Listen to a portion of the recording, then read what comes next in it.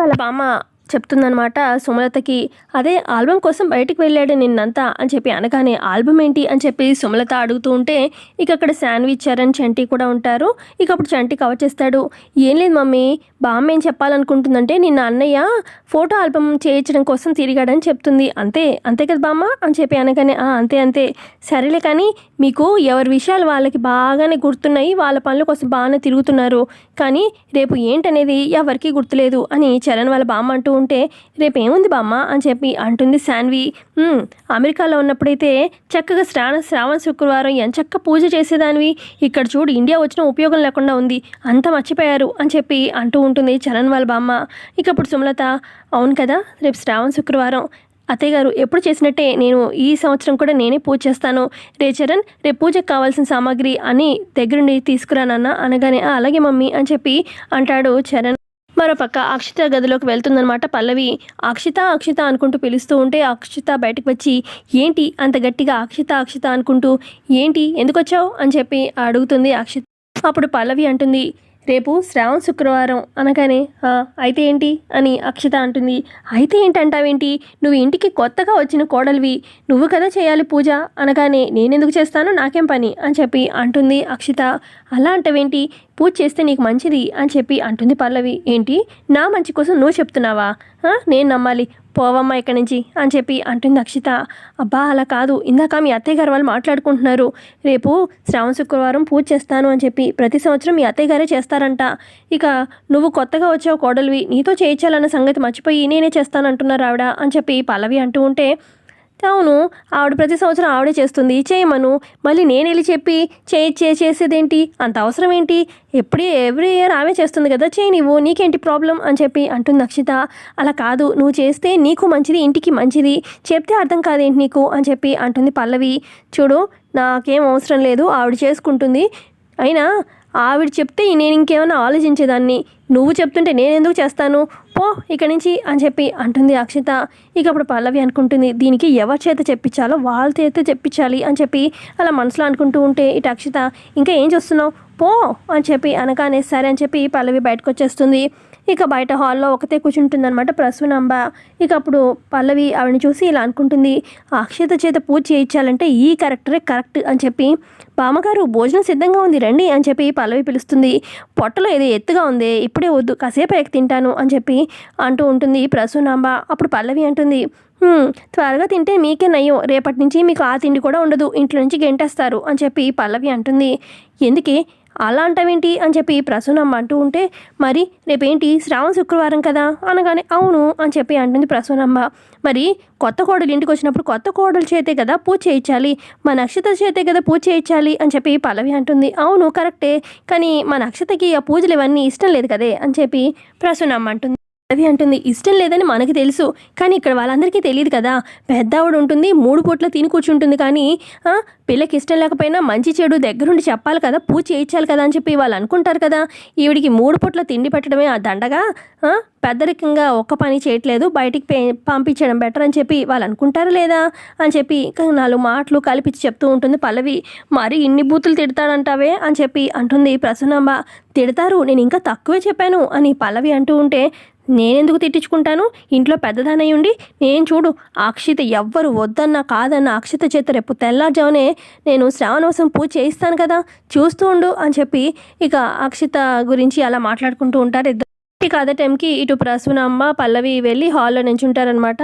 అక్కడ ఈ సుమ వాళ్ళు నెక్స్ట్ డే పూజ చేసుకోవాలని మాట్లాడుకుంటూ ఉంటే, ఇక అప్పుడు ప్రసూనాంబ అందుకుని ఇలా అంటుంది, రేపు అసలు శ్రావణ శుక్రవారం కొత్త కోడల చేత పూజ చేయించాలని ఎవరికైనా గుర్తుందా, ఇంట్లో పెద్దవాళ్ళు ఉంటారు కానీ ఏమీ తెలియవు సాంప్రదాయాలు అని చెప్పి చరణ్ వాళ్ళ బామ్మకి ఇండైరెక్ట్గా అలాగా చెప్తూ ఉంటుందన్నమాట ప్రసూనాంబ. అప్పుడు ఇక అక్కడ ఉన్న చరణ్ వాళ్ళ బామ్మ అంటుంది, ఎందుకు తెలియదు, మాకు తెలుసు, ఇప్పుడు దాకా మేము అక్షత చేత పూజ చేయించాలి ఎలా ఏంటి అని చెప్పి ఇప్పుడు దాకా మేము అదే మాట్లాడుకుంటున్నాము అని చెప్పి అనగానే, ఇక శాన్వి కూడా అవునవును అదే మాట్లాడుకుంటున్నాము అని అంటూ ఉంటుంది.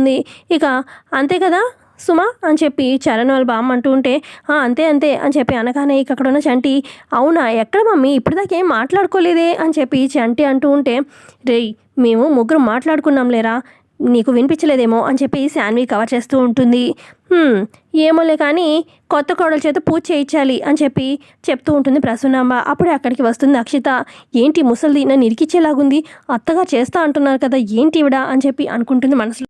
ఇటు శాన్వి కూడా అంటుంది, అయినా ఎవ్రీ ఇయర్ మా మమ్మీ చేస్తుంది, మరి అక్షతకి పొద్దున్నే లేచి పూజలు ఇవన్నీ అంటే అవుతాయో లేదో అనగానే అప్పటికి ప్రసూనాంబ, ఎందుకు చేయదు, నా మనవరాలు ఇలాంటి పూజలు అది కాదు అసలు ఏమైనా పని ఉంది అని చెప్పి ముందు తెలిస్తే ముందు రోజు నైట్ నిద్రైపోదు, అంత ఇదిగా పొద్దునే లేచి పూజలు అవి చేసేస్తుంది. అసలు ఇంకా బ్రహ్మ ముహూర్తంలో లేచి పూజలు ఇల్లంతా శుభ్రం చేసేలాగా నేను చూస్తాను కదా, ఎవరు అవునన్నా కాదన్నా అక్షత చేత నేను పూజ చేయిస్తాను అని చెప్పి ప్రసూనాంబ అలా చెప్తూ ఉంటే, సరే అయితే రే చరణ్, మరి రేపు పూజకు కావాల్సిన అన్నీ తీసుకురా, ఎటు మరి అక్షత పూజ చేస్తుంది, అలాగే తను కొత్త కోడలుగా వచ్చింది కాబట్టి పూజ చేస్తుంది కాబట్టి ఇంట్లో ఉన్న బంగారం అంతా మెరుగు పెట్టించాలి కదా, మరి ఎవరైనా పిలిపించు అని చెప్పి సుమలత చెప్పడంతో అప్పుడు చరణ్, మరి నాకు వాళ్ళు ఎవరూ తెలియదు మమ్మీ అని చెప్పి అనగానే అప్పుడు పల్లవి, మా కాలనీలో మాకు తెలిసిన ఒక అతను ఉన్నాడు, అతన్ని పిలిపిస్తానండి నేను అని పల్లవి చెప్తుంది. సరే అని చెప్పి ఇక అందరూ ఎవరి రూమ్లోకి వాళ్ళు వెళ్ళిపోతారు.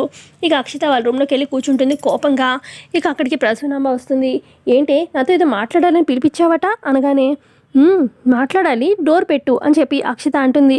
డోర్ ఎందుకు, రేపు పూజ ఎలా చేయాలి ఏంటి అని చెప్పి కనుక్కోవడానికేగా నన్ను పిలిచింది అని ప్రసూనమ్మ అంటూ ఉంటే, అదే పూజా విధానం ఎవరు వినకూడదు కదా అందుకే అనగానే, సరే సరే అని చెప్పి అక్షిత చెప్పడంతో నీ ప్రసూనమ్మ డోర్ పెడుతుంది. ఇక డోర్ పెట్టగానే అక్షిత రెచ్చిపోయి ముక్కు మీద గుద్ది ఇక ఈపు మీద గుద్దుతూ ఉంటుందన్నమాట ప్రసూనమ్మని. ఎందుకే అలా కొడుతున్నావు, చంపేస్తున్నావు నన్ను అనగానే, ఏంటి మా అత్తగారు పూజ చేసుకుంటారు ఆవిడ ఎవ్రీ ఇయర్, నువ్వెందుకు అలా కమిట్ అయ్యి నేను చేస్తానని చెప్పి మాట ఇచ్చేసావు, నిన్ను మామూలు కాదు, నువ్వు నన్ను ఇంట్లో ఉన్నదే నువ్వు నన్ను బుక్ చేయడానికి అని చెప్పి గుద్దుతూ ఉంటుంది. కాపాడండి అని చెప్పి అరుస్తూ ఉంటుంది ప్రసూనాంబ. ఇక రూమ్లోకి గబగబా డోర్ తీసుకొని వస్తుంది శాన్వి.